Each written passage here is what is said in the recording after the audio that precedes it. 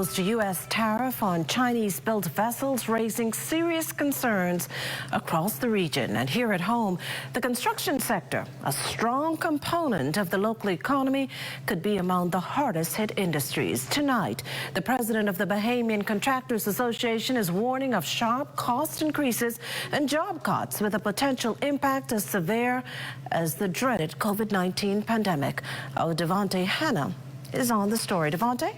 Yeah, well, Makushla, it's a policy being debated thousands of miles away, but no doubt one that can hit workers and consumers here at home. A proposed U.S. tariff of up to $1.5 million per port call on Chinese-built ships is sparking an alarm across the region, with experts warning of a 60% increase in the cost of shipping.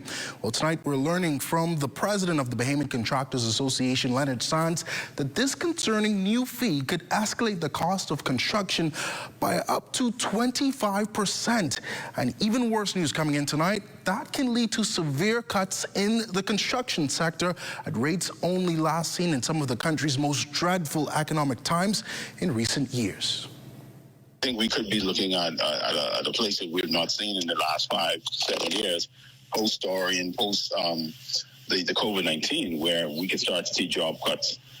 If this really pans out the way how President Trump is suggesting. That suggestion is being discussed in a hearing at the United States International Trade Commission.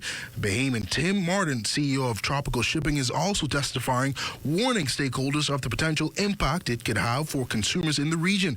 And in a country heavily reliant on imports, it means items like plywood, cement, steel, and even tiles can all be impacted. It's safe to say across the board we can expect the cost of construction materials, if they are on ships that were made in China, will have automatically off the top a 25% increase across the board. The proposed tariffs could be implemented by early April. San says not much can be done to prepare.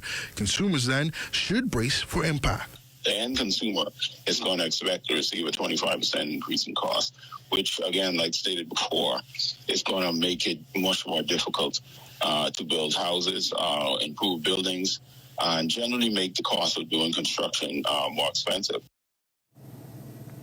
Well, Makushla, we know that the USTR will hold another closed meeting throughout the week in Washington, D.C., but we're here in the Caribbean, and we understand that Caribbean stakeholders are making the case on why the region should be carved out. Of course, this follows the warnings from SuperValu founder Rupert Roberts that inflation can increase by 25%. And keeping this in mind, Prime Minister the Honorable Philip Davis last week pledged to adjust policies to ensure Bahamians are able to adjust easily. He told reporters the main focus is to ensure a diversification of trade, ultimately eliminating the country's dependency on one single economic power. Makushla? Well, thanks, Devontae. Not only here, the media, all of us are watching this developing story.